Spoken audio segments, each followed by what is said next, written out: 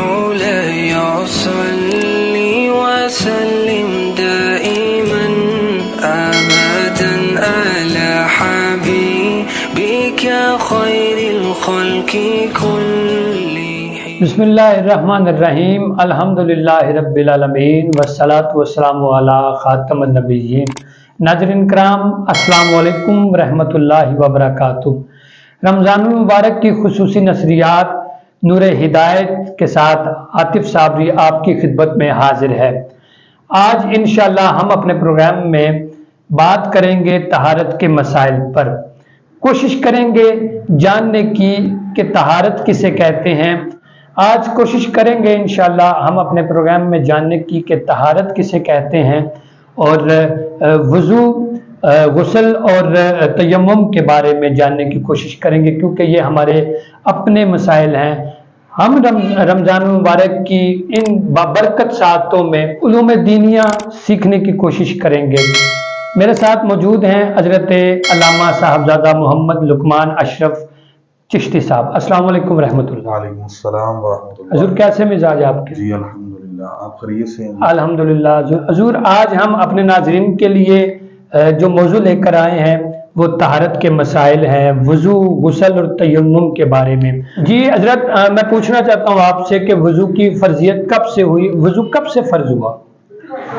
بسم اللہ الرحمن الرحیم. سب سے پہلے میں آپ کا شکریہ ادا کرتا ہوں اور ادارہ نور ہدایت پاکستان کے پلیٹ فارم کا شکریہ ادا کرتا ہوں کہ جن کی وساطت سے الحمدللہ ناظرین تک یہ دینی مسائل بھی جو ہے وہ نور ہدایت پروگرام کے تحت وہ پہنچ رہے ہیں. اللہ کریم ہم سب کو دینی معلومات جان کر ان پر عمل پیرا ہونے کی توفیق عطا فرمائے. آمین.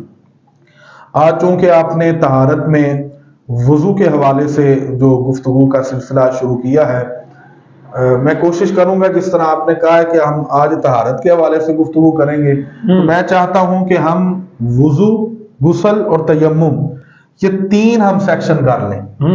وضو علیحدہ ہم گفتگو میں شامل کر لیں، غسل کو پھر اس اگلے پروگرام میں ہم جو ہے وہ شامل کر لیں، اور نیکسٹ میں انشاءاللہ ہم تیمم کے حوالے سے بھی ہم گفتگو کریں تاکہ ہمیں بھی آسانی رہے اپنے ناظرین تک بات پہنچانے میں.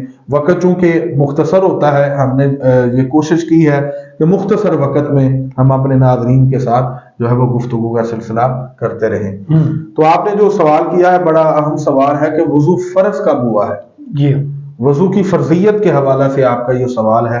وضو جو ہے مکہ معظمہ میں فرض ہوا ہے اور نماز کے ساتھ اس کی فرضیت آئی ہے. جب نماز فرض ہوئی تب ہی وضو جو ہے وہ فرض ہوا.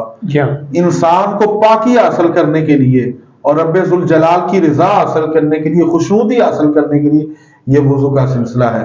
جس طرح اللہ رب العالمین نے قرآن کریم کے اندر ارشاد فرمایا، یا ایھا الذین آمنوا، اے ایمان والو، اذا قمتم الی الصلاۃ، جب تم نماز کے لیے کھڑے ہو جاؤ، فاغسلوا وجوہکم، تو اپنے چہروں کو دھوو، وایدیکم الی المرافق، اپنے ہاتھوں کو بازوؤں تک دھوو، وایدیکم الی المرافق وامسحوا برؤوسکم، اور اپنے سروں کا مسح کرو، وارجلکم الی الکعبین، اور اپنے پاؤں کو ٹخنوں سمیت دھوو. یہ جو چار چیزیں اللہ رب العالمین نے قرآن کریم کے ذریعے ہم تک پہنچائی ہیں وضو کے حوالے سے، یہ چار چیزیں فرض ہیں. اس لیے کہتے ہیں کہ وضو کے کتنے فرض ہیں؟ چار. منہ دھونا، کونیوں سمیت ہاتھ دھونا، اور سر کا مسح کرنا، اور جو ہے وہ پاؤں دھونا ٹخنوں سمیت. یہ چار فرض ہیں. تو اللہ رب العالمین نے قرآن کریم کے ذریعے سے ہمارے تک یہ معلومات ہمیں پہنچائی ہے کہ وضو جو ہے وہ تمہارے لیے پاکی حاصل کرنے کے سلسلہ میں ضروری ہے. اور نماز میں جب تم قریب آؤ اللہ رب العالمین کی بارگاہ میں، تو نماز کے لیے جب تم اٹھو تو اس کے لیے وضو کرنا جو ہے وہ ضروری ہے. تو وضو سمجھ لیں کہ جسمانی لحاظ سے بھی پاکی عطا کرتا ہے اور روحانی لحاظ سے بھی پاکی جو ہے وہ عطا کرتا ہے. سبحان اللہ. جی ناظرین، جس طرح کہ آپ نے سنا کہ علامہ صاحب نے بہت ہی خوبصورت انداز کے ساتھ وضو کی فرضیت کے بارے میں گفتگو فرمائی ہے. ہم یہ بھی جاننا چاہتے ہیں کہ وضو، علامہ صاحب، وضو کی فضیلت کیا ہے؟ جی بڑا اہم سوال ہے یہ بھی کہ فضیلت کیا ہے وضو کی۔ بندہ مومن دن میں 5 مرتبہ رب ذوالجلال کی بارگاہ میں حاضر ہوتے ہوئے وضو کرتا ہے، فجر کے وقت، ظہر کے وقت، پھر عصر کے وقت، پھر مغرب کے وقت، پھر عشاء کے وقت۔ 5 وقت جب رب ذوالجلال کی بارگاہ میں حاضری دینے کے لیے وضو کرتا ہے تو ہر ممکن اس کی فضیلت تو ہوگی نا، بے شک، جو اتنا ضروری قرار دیا گیا ہے۔ تو تاجدار کائنات فخر موجودات صلی اللہ تعالی علیہ وآلہ وسلم نے ارشاد فرمایا، حضرت سیدنا ابو ہریرہ رضی اللہ تعالیٰ عنہ روایت فرماتے ہیں کہ پاک نبی علیہ السلام نے ارشاد فرمایا کہ قیامت والے دن، مفہوم ہے جسے پاک کا، قیامت والے دن میری امت کے اعضائے وضو چمکتے ہوں گے۔ واہ واہ واہ، سبحان اللہ۔ ٹھیک ہے، میری امت کے اعضائے وضو ہاتھ چمکتے ہوں گے، چہرہ چمکتا ہوگا، پاؤں چمکتے ہوں گے، اللہ اکبر، کان چمکتے ہوں گے، سبحان اللہ۔ ٹھیک ہے، اور یہ چمک کیوں ہوگی؟ فرمایا وضو کرنے کی وجہ سے، کہ یہ اعضائے وضو ہیں، وضو کرنے کی وجہ سے یہ چمک ہوگی۔ تو فرمایا کہ جو چاہتا ہے کہ چمک زیادہ ہو وہ وضو کی طرف زیادہ آئے۔ گویا پتہ چل رہا کہ وضو، جب بندہ مومن وضو کرتا ہے تو وضو سے انسان نکھر جاتا ہے۔ تو نبی علیہ الصلوۃ والسلام نے ارشاد فرمایا کہ جس سے ہو سکے وہ اپنے اعضاء کو زیادہ چمک جو ہے وہ دے، زیادہ چمک دے۔ وہ چمک زیادہ کس طرح آ سکتی ہے؟ وہ وضو کی طرف راغب ہونے سے۔ علماء کرام فرماتے ہیں کہ اس حدیث پاک کا جو خلاصہ ہے، جو بات سمجھی جا سکتی ہے، وہ یہ ہے کہ بندہ مومن ہر وقت جو ہے وہ وضو کے اندر رہے، وضو میں رہے۔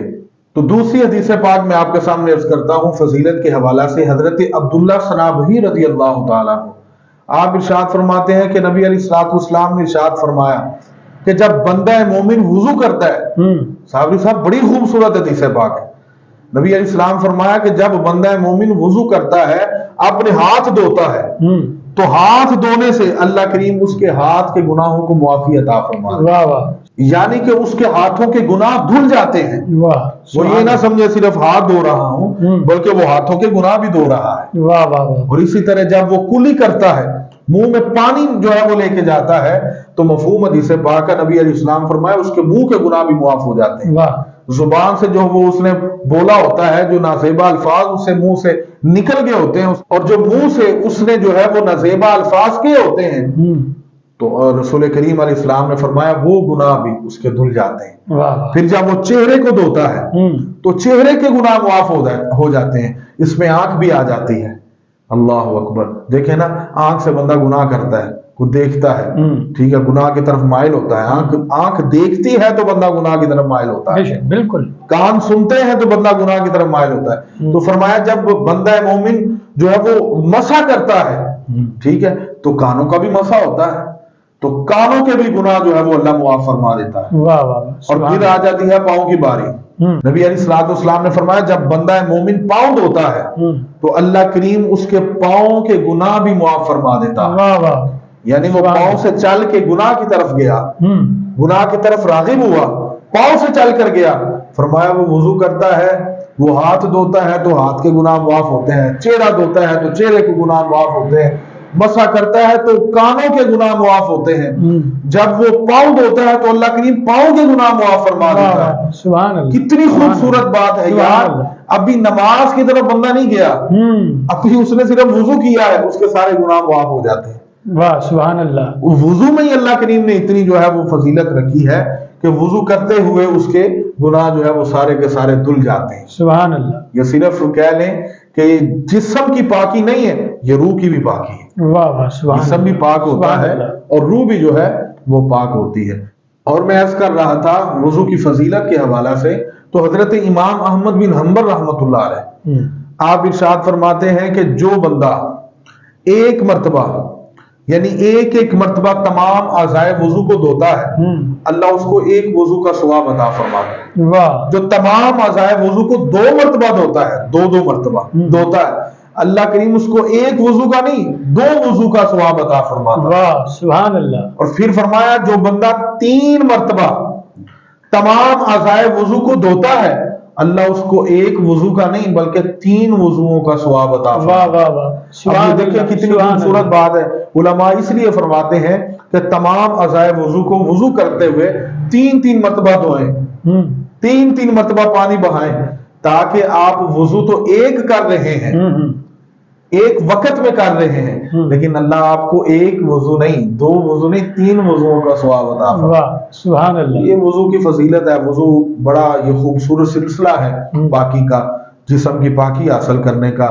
اور آپ دیکھ لیں بندے کی طبیعت جب جو ہے وہ آوازار ہوتی ہے نا، میں وہ کھلے لفظوں میں عرض کرتا ہوں، جب بندہ آوازار بیٹھا ہوتا ہے، اٹھے وضو کرے، اللہ کریم وضو کی برکت سے اس کی طبیعت کے اندر ایک نرم مزاجی عطا فرما دیتا ہے، اس کی طبیعت بحال ہو جاتی ہے۔ یہ کیا ہے؟ یہ وہ کیا ہے؟ اس کی روح جو ہے وہ پاک ہو جاتی ہے۔ واہ بے شک، صرف جسم نہیں، روح بھی ساتھ پاک ہو جاتی ہے۔ یعنی وضو ہر چیز کو پاک کرتا چلا جا رہا ہے۔ پاک، یہی بات ہے کہ وضو جو ہے وہ پاکی فراہم کرتا ہے انسان کو، بندہ مومن کو۔ تو نماز کے لیے اس لیے وضو کو جو ہے وہ لازم قرار دیا گیا ہے کہ آپ نے رب کے حضور حاضر ہونا ہے، سجدہ ریز ہونا ہے، رب کی بارگاہ میں قیام، رکوع اور سجود کرنے ہیں۔ تو آپ پاک ہو کے جب آپ کھڑے ہوں گے تو آپ کا ذہن بھی جو ہے فریش ہوگا، آپ جو ہے وہ بڑے ایزی ہو کے رب ذوالجلال کی بارگاہ میں کھڑے ہوں گے، تو انشاءاللہ نماز کا بھی آپ کو سکون آئے گا، نماز میں بھی آپ کو وہ جو ہے وہ لگن جو ہے وہ نماز کی آپ کو میسر آئے گی۔ اور صاحب دیکھیں وضو کی فضیلت، تاجدار کائنات صلی اللہ تعالی علیہ وآلہ وسلم نے ارشاد فرمایا، مفہوم ہے حدیث پاک، فرمایا جب بندہ اٹھتا ہے نا صبح سویرے سردی کے موسم میں، سخت سردی کے موسم، اٹھ کر وہ وضو کی طرف آتا ہے، کیونکہ اس نے نماز فجر ادا کرنی ہے، اس نے رب کے حضور حاضر ہونا ہے۔ تو فرمایا کہ جب وہ وضو کے قریب آتا ہے تو صبح سویرے وضو کا پانی جو جس سے اس نے وضو کرنا ہے وہ پانی ٹھنڈا ہوتا ہے، بڑا سرد ہوتا ہے، وہ اس میں ہاتھ نہیں رکھا جاتا۔ لیکن فرمایا کہ جب وہ سخت سردی میں ٹھنڈے پانی کے ساتھ وضو کرتا ہے، اللہ کریم اس کو دگنا ثواب عطا فرماتا ہے۔ سبحان اور اللہ، پھر سبحان مفہوم اللہ۔ حدیث پاک کا، جب سخت سردی میں بندہ عبادت اور ریاضت کے لیے اٹھتا ہے، نماز فجر کے لیے اٹھتا ہے، تو اس کا بستر بھی اس کے لیے دعا کرتا ہے۔ واہ جس طرح وہ چل کر آتا ہے اس کو دعائیں ملتی جاتی ہیں، اللہ کے ملائکہ اس کی مغفرت کی دعائیں کرتے ہیں۔ سبحان تو اللہ۔ یہ ہے، یہ پاکی حاصل کرنے کی فضیلت ہے۔ وضو کی فضیلت بڑے مختصر وقت میں نے آپ کے سامنے عرض کی ہے۔ ماشاءاللہ بہت خوبصورت انداز کے ساتھ قبلہ علامہ صاحب نے وضو کے حوالے سے گفتگو فرمائی ہے۔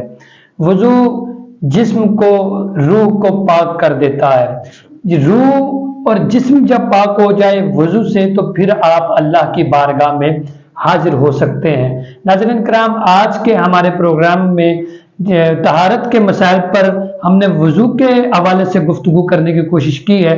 کل انشاءاللہ نئے موضوع کے ساتھ کوشش کریں گے اسی موضوع کے طہارت اور مسائل پر، غسل اور تیمم کے بارے میں جاننے کی کوشش کریں گے۔ کل تک کے لیے اپنے عاطف صابری کو اجازت دیجیے۔ اللہ حافظ۔